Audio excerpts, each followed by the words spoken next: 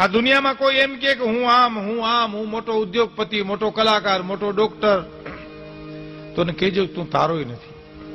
કે કેમ? તો કે તારી માં એમ કહે કે દીકરો મારો છે, તારી પત્ની એમ કહે કે પતિ મારો છે, તારા છોકરા એમ કહે કે આ બાપ મારો છે. પછી જે મિલકતના જાજા ધણી હોય અને ધણી નક્કી ન થતો હોય એ મિલકત ટ્રસ્ટીઓને હોપી દેવામાં આવે. એટલે તું તારોય નથી.